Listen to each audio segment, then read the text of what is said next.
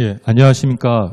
저는 미래산업정책연구실의 박상헌 부연구위원입니다. 다시 인사드리겠습니다. 오늘 제가 발표드릴 내용은 두 번째 주제인 규제의 다운사이징, 산업 활력 제고를 위한 생산 규제 중에서 품질 안전 조달 합리화에 대한 방안을 말씀드리도록 하겠습니다. 우선 앞에 보시면 컨텐츠 같은 경우에는 총 4가지 주제로 좀 압축할 수 있는데요. 첫 번째는 이러한 생산 과정 범위와 규제들이 어떻게 형성되어 있고 이것이 왜 개별적이 아니고 종합적으로 접근을 해야 되는지라는 부분을 설명드리도록 하겠습니다. 그다음에 두 번째로는 이 품질과 안전 규제가 어떻게 지금 되고 있고 우리 업계에 어떤 영향을 미치고 있는지에 대해서도 심도 있게 한번 다뤄보도록 하겠습니다. 그리고 세 번째는 이 품질 안전 자체가 생산 과정 중에 큰 영향을 미치는 부분이지만 이런 조달 과정에서도 이 품질과 안전은 여기서부터 시작하기 때문에 어떻게 평가가 되고 있고 이것이 미치는 영향이 또 어떻게 되고 있는지 한번 확인해 보도록 하겠습니다. 그리고 마지막으로는 이 앞서서 있는 이런 중층적 규제들을 어떻게 합리적으로 해법을 제시할 것인지에 대해서 한번 말씀드리도록 하겠습니다. 첫 번째입니다. 이 건설 생산 규제의 그 뒷부분의 내용들의 이해를 돕기 위해서 잠시 간략히 설명을 좀 드리도록 하겠습니다. 앞서서 그 김하랑 부연구원께서도 얘기를 했지만 생산 과정 자체는 현재 입찰 계약 단계부터 시공 단계까지라고 볼 수가 있습니다. 그 이 안에는 지금 개별적 규제들이 지금 산재해 있고요. 특히 품질과 안전 규제 같은 경우에는 각각이 다 파편화되고 분절돼 있고 이 상태로 계속 운영되고 있는 상태입니다. 지금 이 장표에서 보시는 것과 같이 그 수많은 연구를 통해서 품질과 안전은 때려야 뗄 수 없는 관계라는 것은 모두 다 알고 계실 거라고 생각이 듭니다. 그리고 이 연구를 통해서도 알 수 있는 것이 안전과 품질 개선에 있어서 여러 가지 상관성이 있는 부분들이 있습니다. 우리가 지금 흔히 하고 있는 이런 프로그램이나 정책을 계속 강화를 하는 부분도 있고 그것보다 더 중요한 것은 연구 결과에서도 경영진의 지원이라든지 직원의 참여도가 강조하고 있습니다.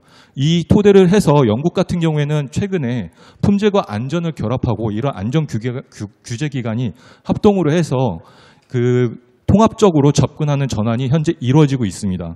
그래서 이러한 점을 우리가 봤을 때 우리도 다시 한번 고려할 필요가 있지 않나 생각이 좀 듭니다. 그렇다면 이 생산 과정 중에 품질과 안전 규제는 많은 영향을 미치고 있는데요. 이 품질과 안전 규제 같은 경우에도 이게 지금 단순히 생산 과정에서만 영향을 미치는 것이 아니라 생산이 시작되는 부분, 즉 입찰이나 조달 이쪽 부분에서도 시작이 됩니다. 그래서 보시게 되면 조달과 안전, 품질은 이렇게 세 개의 축으로서 함께 연계가 되어 있다고 보실 수가 있습니다. 그러면 이제 본 내용을 들어가도록 하겠습니다. 이 품질과 안전 규제에 대해서 여러 가지 이제 강화가 되고 있는데 우리 업계에 어떻게 영향을 미치고 있고 우리가 이제 이런 대응 방안이 어떤 것이 있는지 다시 한번 설명을 드리도록 하겠습니다. 모두 다 이거는 알고 계실 겁니다. 지난 7월 29일 날 새 정부 국무회의 회의에서 이런 정부의 그 건설 산업에 이제 산업재해가 발생했을 때 이것의 이제 강화, 그러니까 이제 즉 안전 규제와 처벌을 강화한다는 것을 그 대통령께서 직접 지시를 하셨습니다. 이런 기조 속에서 지금 우리의 산업의 지금 중층적, 즉 안전 규제의 중층적 안전 규제를 들여다보았습니다. 현재 지금 건설안전특별법이라고 해서 가장 뜨거운 이슈들도 있긴 하지만 이걸 제외를 하더라도 현재 건설산업재해에 지금 사망사고가 발생했을 때 이런 가정 상황에서 봤을 때 우리가 적용받는 법들은 건설산업기본법부터 시작해서 건설기술진흥법, 산업안전보건법, 중대재해처벌법 등 6가지 법령에 의해서 중복적으로 처벌과 제재를 받고 있는 상황입니다. 그에 반해서 오른쪽에 보시게 되면 조선과 제조산업에서 산업의 재해가 발생했을 때는 산업안전보건법이라든지 중대재해처벌법, 형법에 의해서만 3개의 법령에 의해서만 제재와 처벌을 받고 있습니다. 이것을 봤을 때 우리의 지금 현 상황이 안전규제가 강화되는 것이 맞는 것인지 아니면은 무언가 다른 방안이 필요한 것인지에 대한 부분이 우리가 지금 고민해야 될 부분이 아닐까라는 생각이 듭니다. 그렇다면 이러한 최근에 중대재해처벌법이 시행됨으로 인해서 그렇다면 건설 산업 부분에서 산업재해가 많이 줄어들었느냐? 이 부분을 봤을 때 현재 보시는 것 같이 2022년도 시행 이후에 건설 산업의 산업재해는 그렇게 줄어들지 않은 것처럼 보이긴 합니다. 근데 이 뒷부분에서 줄어들지 않은 이유에 대해서 다시 한번 설명을 좀 드리도록 하겠습니다. 지금 제가 이거는 안전사고 종합정보망이라는 CSI에서 제가 사망사고에 대한 데이터만 지금 발췌를 해서 분석을 한 내용인데요. 지금 보시게 되면 공공과 민간을 봤을 때 민간공사에서 사망사고에 대한 재해율이 상당히 높습니다. 근데 이 사망사고가 높은 부분에 있어서 다시 한번 낙찰률 구간을 보고 이 낙찰률 구간에서는 어느 구간에서 사망사고가 많은지를 다시 한번 들여다봤는데요. 공공공사 같은 경우에는 85% 이상에서 89% 이하의 낙찰률 구간에서 사망사고가 제일 많이 일어나고 있고요. 민간공사 같은 경우에는 90% 이상의 낙찰률을 보이는 그 공사 안에서 사망사고가 많이 일어나고 있습니다. 그렇다면 이 장표를 봤을 때 공사비가 어느 정도 적정하게 보정이 된다고 하더라도 사망사고는 끊임없이 계속 일어날 수 있다라는 생각이 들 수가 있습니다. 그렇다면 이 다음 장표에서 보시게 되면 이거는 이제 제가 사망사고의 유형을 작업자의 부주의와 관리의 미흡으로 이제 두 가지 카테고리로 구분해서 본 것입니다. 보시게 되면 공공과 민간 모두 관리 미흡도 조금 있긴 하지만 작업자 부주의로 인해서 발생하는 사고들이 꽤나 많습니다. 그리고 아까 낙찰률 구간에서도 가장 많은 사망사고가 일어나는 부분을 공공과 민간을 구분해서 봤을 때도 공공 분야에서도 이런 부분이 상당히 이제 작업자 부주의로 인해서 발생하고 있고 민간 분야 같은 경우에도 작업자 부주의로 인해서 일어나고 있습니다. 그렇다면 앞서서 제가 말씀드렸던 우리 산업에 사망사고가 일어났을 때 6개의 법령에 의해서 제재나 처벌을 받고 있는데 그렇다면 지금 노란 색깔로 칠해져 있는 관리자 미흡 조치 사항에 대해서는 이런 6개 법령에 의해서 제재를 받을 수밖에 없습니다. 다만 그렇다면 이 작업자 부주의로 인해서 사망사고가 일어나는 것에 대해서는 어떻게 해야 되는 것이냐. 우리가 이 노란색 부분을 줄인다고 하더라도 저 파란색 부분에 있는 부분을 어떻게 줄여나갈 것인가에 대한 고민이 좀 필요한 상황입니다. 그렇다면 앞서 말씀드렸던 건설안전특별법이 들어오게 된다면 우리나라 같은 경우에는 싱가포르 못지않게 안전규제가 전 세계 아마 최고 수준에 도달할 것으로 봅니다. 근데 이제 싱가포르의 안전규제를 보더라도 과징금 부과 기준에서 상당한 차이를 많이 보이게 되어 있습니다. 우리 국내 지금 도입은 되진 않았지만 건설안전특별법에 되면 기업 매출액의 3%를 과징금으로 부과한다고 합니다. 근데 이 부분이 지금 우리 업계에서는 어떻게 보면 존립이나 존속의 위험이 지금 받아들여지고 있는 상황이고요. 이것을 어떻게 우리가 받아들여야 될지에 대한 고민이 좀 가장 큰 부분입니다. 근데 3%라고 하면 체감이 안 되실 수가 있는데요. 이 3%라는 부분을 다시 한번 보시게 되면 우측의 그림의 종합건설업체의 매출액 영업이익률 최근 5년치입니다. 5년치를 봤을 때 3.98%입니다. 여기서 3%를 하게 된다면 0.98%만 남기 때문에 좀 약간 크긴 크네라는 생각이 드실 수는 있습니다.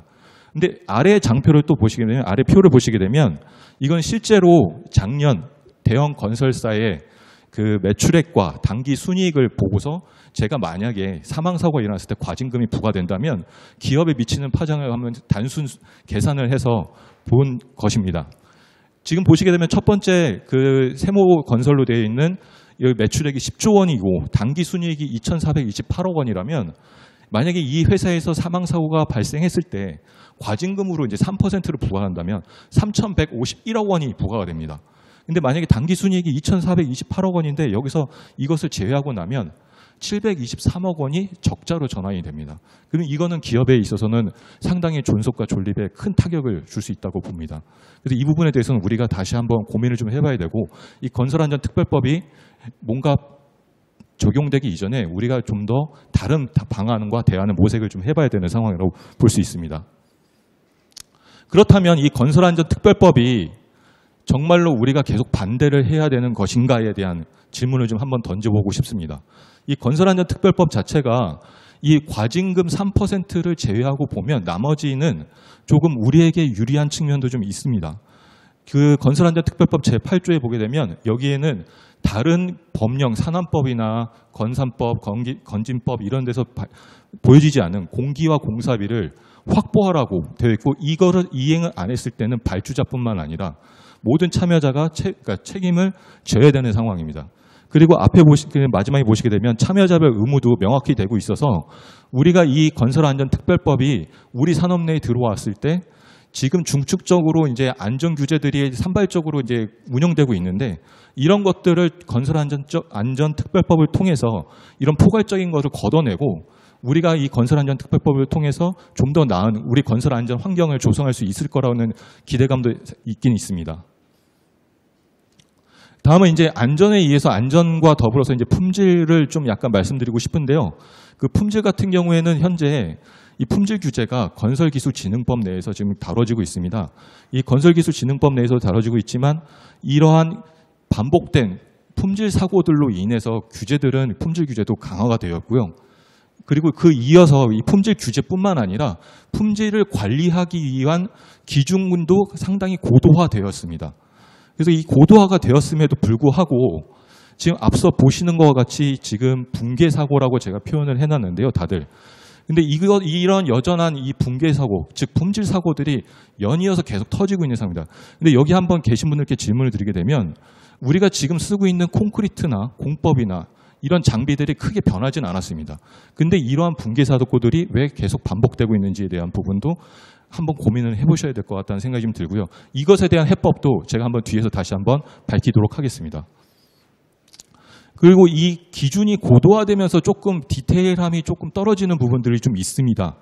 이 강우식 콘크리트 타설을 위한 가이드라인 기준을 보게 되면 이 2.1의 적용 범위는 타설을 즉시 중지하라고 되어 있습니다. 수분이 유입되는 경우에서. 근데 시방서에서는 강설로 인해서는 원칙적으로 타설을 금지한다고 되어 있습니다. 그렇다면 이 현장에서는 비가 왔을 때 비가 조금 올 수도 있고 많이 올 수도 있습니다. 아니면은 특정 시간대에 조금만 올 수도 있습니다. 그럼 현장 관리자는 어떠한 판단을 내려야 될지가 상당히 모호한 상황에 놓이게 되고요. 그러다 보면은 작업을 중지를 할 수밖에 없는 상황에 도달하게 됩니다. 그렇다면 이 작업을 중지를 했을 때 우리에게 공기는 그대로인데 이거를 보정을 해줄 수 있느냐가 문제입니다. 공사계약 일반 조건에 보게 되면 공기 연장 같은 경우에는 폭우나 악천후인 경우에만 인정을 받고 있습니다. 이 강우시에는 인정을 못 받고 있기 때문에 이런 공기 준수는 그대로 가야 되고요. 그 다음에 그렇게 된 경우는 이런 공기를 준수하기 위해서 이제 비워진 공기만큼 뭔가 메우기 위해서는 무리한 작업이 들어갈 수밖에 없고 그렇게 되면은 품질에 대한 문제뿐만 아니라 이러한 안전 규제를 준수를 하기 위해서도 뭔가 압박감이 있을 수도 있습니다. 그럼 결국에는 이런 규제들이 잘 만들어졌다고 하더라도 이 디테일함이 조금 떨어져서 이러한 안전사고로 이어질 가능성이 크다는 점을 말씀드리고 싶습니다.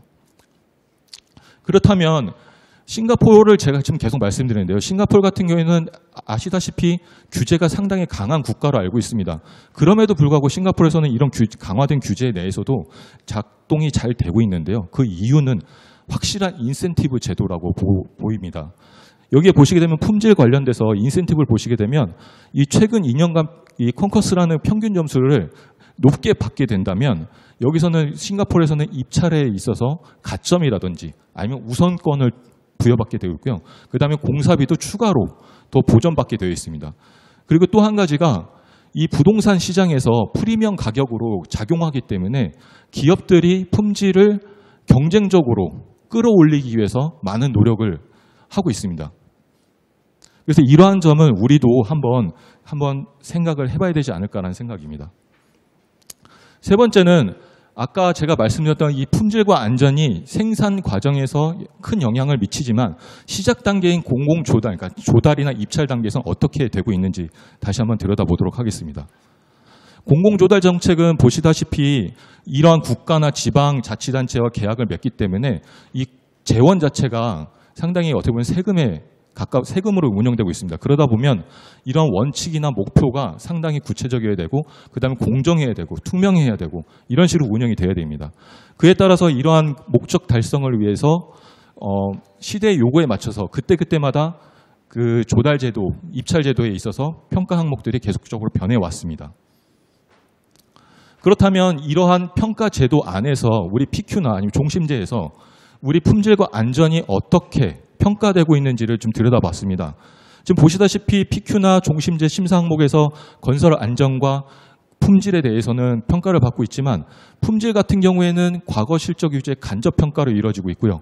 안전 규제 같은 경우에는 사후 결과, 그러니까 즉 사망 사고가 얼만큼 일어났냐, 적게 일어났냐에 따라서 가점을 받거나 감점을 덜 받게 되는 구조입니다. 우측에 보시게 되면 세부 항목을 보시더라도 사망 사고를 많이 일으켰냐 안 일으켰냐에 대한 부분을 따지고만 있지, 만약에 이 입찰하는 공사 내에서 이번 프로젝트는 그렇다면 정말로 잘 할 수 있을까에 대한 평가는 솔직히 되고 있지 않다고 볼 수 있습니다. 그렇다면 기업들 입장에서는 처벌받지 않은 만큼만 해야 되는 건가? 아니면 좀 더 해야 되나? 이런 고민이 있을 수 있는데, 좀 더 해야 된다는 데는 조금 퀘스천이 있을 수가 있습니다. 그리고 이런 입찰 제도 자체가 지금 보시게 되면 아무리 비가격 요소에 품질 평가가 들어가 있다 하더라도 지금 현재 가격 중심에 어떻게 보면 낙찰자가 선정되는 것은 어쩔 수 없는 현실입니다. 그래서 뭔가 품질과 안전을 생산 과정 중에 규제를 강화한다고 하더라도 생산 과정이 시작되는 입찰 단계에서부터 뭔가 품질 안전에 대한 뭔가 제대로 된 검토가 필요하지 않을까라는 생각이 듭니다. 그럼 마지막으로 이러한 품질 안전 규제가 중증적으로 작용을 하고 있고 뭔가 우리에게 큰 부담으로 다가오고 있는데, 이것에 대한 방안을 다시 한번 종합적으로 말씀드리도록 하겠습니다. 이건 앞서서 제가 계속 말씀드렸던 싱가포르 제도의 벤치마킹을 한 사례인데요. 싱가포르 같은 경우에는 건설 안전에 대해서 기본법부터 시작해서 법령, 그다음 규제 감독기관, 평가 및 실무 지침이 일원화돼서 되게 효율적으로 움직이고 있습니다. 근데 뒤를 보시게 되면 우리나라의 국내 중대재해 규제 체계를 보게 되면 사망사고가 일어났을 때 앞서서 계속 말씀드렸던 계약법부터 시작해서 여러 가지 법령에 의해서 복합적으로 작용하고 있고, 이러한 상황은 행정뿐만 아니라 우리 현장에서도 많은 혼선과 부담을 주고 있습니다. 지금 옆에 오른쪽에 보시게 되면 중대재해 규제 체계를 보게 되면 싱가포르 같은 경우에는 제가 일원화되어 있고 상당히 심플하게 운영되고 있다고 보고 있는데요. 우리도 지금 우리 산업 내에 여러 가지 복합적으로 내재된 문제점들도 많긴 하지만 이러한 만큼 규제도 뭔가 우리 현실에 맞게끔 뜯어 고쳐야 되지 않을까, 바뀌어야 되지 않을까라는 생각이 좀 들고 있습니다. 그렇다면 이러한 통합 체계로 전환하기 위해서는 앞서서 계속 말씀드렸던 또 한 가지가 이 통합 체계를 운영하기 위해서 디테일이 되게 중요하다고 봅니다. 지금 며칠간 오늘까지만 해도 날씨가 많이 더운데요. 이 많이 더움을 인해서 온열 질환자 수가 늘어나고 있고, 이걸 방지하기 위해서 작업 중지라든지 이러하면 휴식 기간을 늘리고 있습니다. 그럼에도 불구하고 이런 작업 중지나 휴식 기간을 늘렸을 때 간접비 보상은 어느 정도 되고는 있지만 공기 자체는 어떻게 보상을 할 것인가, 보정을 해줄 것인가, 이런 부분들이 아직까지는 우리 쪽에서는 부족한 부분이 아닐까라는 생각입니다. 실제로 현장에서 워킹하기 위해서는 이런 부분을 좀 더 적극적으로 디테일하게 다듬어야 되지 않을까 하는 생각을 갖고 있습니다. 그리고 지금 제가 계속 규제 체계에 대해서 어떤 식으로 통합을 해야 되고 어떤 식으로 접근해야 되는 부분을 말씀드렸는데요. 결국 이 규제를 움직이고 하는 것은 사람에 달려있다고 봅니다. 품질도 마찬가지고 안전도 마찬가지인데요. 이 품질 지금 관리자라고 하시는 분들께서는 대부분 보면 품질 관리 시험, 그러니까 재료 시험에만 지금 거의 매몰되어 있는 상황이고요. 이 매몰되어 있는 거를 좀 더 자격 기준을 강화했으면 하는 게 제 바람입니다. 지금 이 독일 사례를 보시게 되면 독일은 품질 같은 경우에 구조, 화재, 설비, 토목 이런 부분들을 세분화 나눠 있고요. 이런 자격 검증을 하기 위해서는 서면이나 아니면은 지식 평가를 강하게 받고 있습니다. 근데 이 이유는 공공에 대한 이익을 보전하기 위해서 이렇게 운영하고 있다고 보시면 될 것 같습니다. 그리고 앞서서 말씀드렸던 품질 관리자뿐만 아니라 안전관리자도 어떻게 보면 현장을 잘 아는 이런 사람들이 현장에 배치가 돼서 안전을 관리하게 된다면 조금 더 어떻게 보면 잠재적인 유해 요인들을 발굴을 선제적으로 하고 우리가 방지할 수 있지 않을까, 이런 부분이 좀 더 고민이 필요하지 않나 하는 생각이 좀 듭니다. 그래서 이제 종합적으로 말씀드리면 이러한 생산 과정 규제들이 어떻게 보면 다이어트가 좀 필요한 부분이 있고요. 이 다이어트는 현재까지는 앞서서 제가 계속 말씀드렸던 규제를 완화시키거나 개선을 하자는 게 아니라 규제를 뭔가 대통합하고, 그러니까 불필요한 거는 걷어내고 비효율적인 거는 빼고 이런 것들을 통합하는 게 다이어트라고 저는 정의를 했습니다. 그래서 이런 부분들이 필요하고요. 그다음에 진정한 전문가 관리 체계로 전환이 필요하다고 생각이 듭니다. 그리고 이거는 제가 지금 하나를 가져온 거는 그 호주에서도 지금 똑같이 생산성에 관한 문제들이 지금 치닫고 있는데, 이 생산성 문제에 있어서 현장에도 문제는 있기는 하지만 외부에 의해서 들어오는 압력이나 문제들이 그 생산성을 끌어올리지 못하는 문제로 작용하고 있는 지점을 하고 있습니다. 그래서 우리 산업도 어떻게 보면은 품질과 안전의 이런 부분에 있어서 기존과 동일한 접근법이 아니라 지금부터는 새로운 접근법에 의해서 규제 체계를 어떻게 보면 합리하고 통합하고 종합적으로 접근해야 되는 시각이 필요하지 않을까라는 생각이 듭니다. 이상 제 발표를 들어주셔서 감사합니다. 감사합니다.